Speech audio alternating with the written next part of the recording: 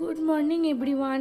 কেমন আছো তোমরা সবাই? আশা করছি ভালো আছো, আর আমরাও বেশ ভালো আছি। তো আজকে হচ্ছে শনিবার, তো শনিবারের সকালবেলা থেকে তোমাদের সাথে ব্লগটা শুরু করলাম। তো আজকে এই যে মনার স্কুল আছে, আর আজকে আছে মনার হচ্ছে হাফ ডে, তার জন্য আজকে একটাই টিফিন দেবো। আসলে আজকে ফোর্থ স্যাটারডে, বেশিরভাগ ওর ছুটিই থাকে ফোর্থ স্যাটারডেতে, কিন্তু আজকে ওদের স্কুলে সায়েন্স ফিস্ট এক্সিবিশন আছে, তো ওই জন্য আছে আজকে স্কুল যেতে হবে। তো ওকে একটা ওয়ার্কিং মডেল বানিয়ে দেওয়া হয়েছে, আর ও হিন্দি সাবজেক্টের ওপরে একটা প্রজেক্ট বানিয়েছে। তো সেইটাই আর কি আজকে সব প্যারেন্টসদেরকে ডাকা হয়েছে, আরও অন্যান্য বাচ্চারা অনেক রকমের প্রজেক্ট, সায়েন্স, কেউ ইংলিশ, কেউ তেলেগু, এরকম টাইপের সাবজেক্টের ওপরে প্রজেক্ট বানিয়েছে। আর উঁচু উঁচু ক্লাসে আরও আর কি যারা বড় ক্লাসে তারাও বানিয়েছে। তো এই যে প্যারেন্টসদেরকে ইনভাইটও করেছে। তো যেহেতু আমার হাজব্যান্ডের আজকে ছুটি আছে, তো আমরা যাব। তো এই যে সকাল সকাল উঠে এখন ছেলের জন্য একটুখানি টিফিন বানিয়ে দিচ্ছে। আজকে বানিয়ে দেবো হচ্ছে পোহা, ঠিক আছে। আর ও না পোহাটা খেতে খুবই ভালোবাসে, তো সেই কারণে। আর আজকে না কারি পাতাটা ছিলও না, আর কারি পাতাটা দিলে না ও খায়ও না, সেই কারণে কারি পাতাটা ওকে যখন পার্সোনালি ওকে যখন পোহা বানিয়ে দিই, তো আমি কারি পাতাটা একটু আর কি গ্যাপ দিই। তো এখন এই যে একটু আলু, একটু পেঁয়াজ, এই সমস্ত দিয়েই আর কি আজকে পোহাটা বানিয়ে নেব। পোহা হচ্ছে মধ্যপ্রদেশের খুবই একটি জনপ্রিয় খাবার, তবে আমরা বাঙালিরা পোহাটাকে কিন্তু চিড়ের পোলাও বলি। তো এই আর কি, আমি চিড়ের পোলাও বলি, আবার পোহাও বলি। আর এখানে আর কি বলতে বলতে এটাই হ্যাবিটস হয়ে গেছে পোহা বলতে। তো দেখো আমার পোহা এখন রেডি। তো এখন ওকে মানে গরম মশলা দিয়ে দিয়েছি, ওপর থেকে একটু গরম মশলা দিলে না পোহাটার টেস্ট খুব সুন্দর হয়। আর ওকে স্কুলে টিফিন গুছিয়ে দিয়েছি, স্কুলের জন্য পাঠিয়েও দিয়েছি। তারপরে আমার হাজব্যান্ড দুধ নিয়ে এলো ওখান থেকে। সকালবেলা মনেকে যখন দিতে যায় না, ওখানে যে যিনি দুধ নিয়ে বসেন ওর কাছে দুধ নেওয়া হয়ে যায় আর কি। তো নিয়েছে যে এখন গরম গরম একটু আদা দিয়ে চা করে নিয়েছি, আর এখন দুজন মিলে চা খেয়ে নেব। আর এই যে একটা করে পাপ নিয়ে নিয়েছি। তো মনা স্কুলে যেহেতু টাইমিং দিয়ে দিয়েছে 9টা থেকে 10টার মধ্যে যেতে হবে, ভিজিটে যেতে হবে আর কি দেখার জন্য, তো সেখানেই যাব। তো এসে আসার পথে না একটুখানি ইডলি নিয়ে নিয়েছিলাম। তো আর কিছু বানাইনি আজকে ব্রেকফাস্ট। দেখো এখন স্কুলে চলে এসেছি, আর মনা এখানে এই যে আমাদেরকে দেখে প্রচণ্ড এক্সাইটেড হয়ে পড়েছে। ও আর কি বুঝতে পারেনি যে মা আসবে। তো দেখো হিন্দি প্রজেক্টের ওপরে এই ওয়ার্কিং মডেলটা বানানো হয়েছে, বানিয়েছে হচ্ছে মাত্রা চক্র। তো এখন এই যে এক্সপ্লেন করছে, আর একজন বানিয়েছে আর দুজন মিলে এক্সপ্লেন করছে, মানে একটা করে পার্টনার দেওয়া হয়েছে, একজন ছেলে একজন মেয়ে। তো মনার সঙ্গে যে মেয়েটি ছিলেন তার নাম হচ্ছে রায়না খাতুন। তো তার মা কোনোভাবে হেল্প করতে পারেনি, তো সেই জন্য সে খুব একটা এক্সপ্লেন করতে পারছে না। আসলে ওর মায়ের না একটু ব্রেন টিউমার হয়েছিল, তো সেটা অপারেশনের জন্য ওকে কোনোভাবে হেল্প করতে পারেনি।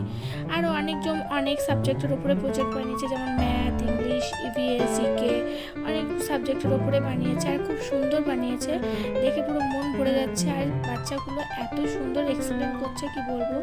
তো তারপরে মনা যেহেতু সেকশন এতে পড়ে, এখন এসেছি সেকশন বিতে, আর বিতেও খুব সুন্দর দেখো।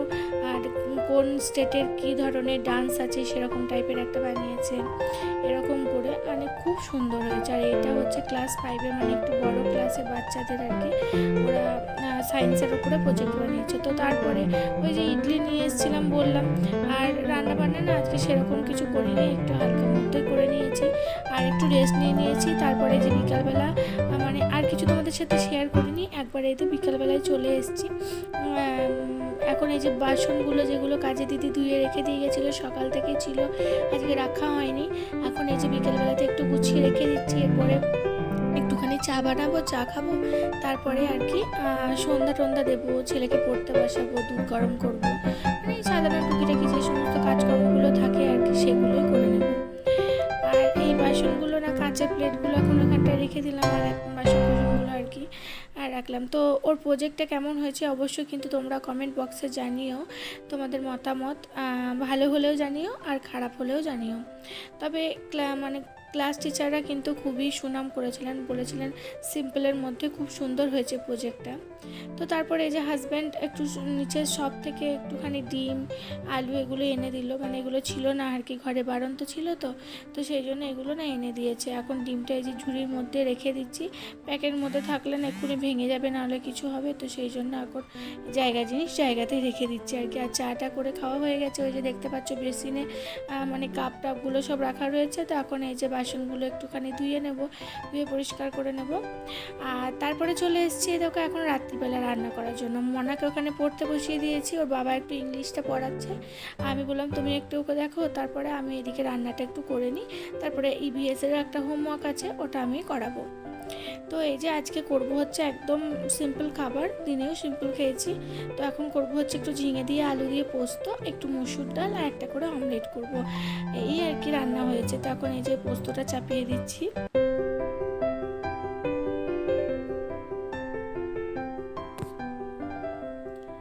এরকম সিম্পলভাবে ঝিঙে আলু দিয়ে পোস্ত ফোড়ন দিয়ে খেতে কিন্তু আমার বেশ লাগে। তবে আমার ছেলে জানো তো খুব একটা পোস্ত খেতে পছন্দ করে না, পোস্ত দেখলেই নাক ছিটকায়। তো এই যে আর কি মানে আলুর তরকারি এই সমস্ত বলে টোলে আর কি ওকে ভাতে মেখে টেকে দিয়ে দিলে ও খেয়ে নেয়। কেন জানি না, আমরা বাঙালিরা তো সবাই পোস্ত খেতে খুবই ভালোবাসি, তবে আমার ছেলে পোস্ত খেতে কিন্তু একদমই ভালোবাসে না। এদিকে পোস্তটা চাপিয়ে দিয়েছি আর এদিকে এখন ভাতটাও চাপিয়ে দিলাম।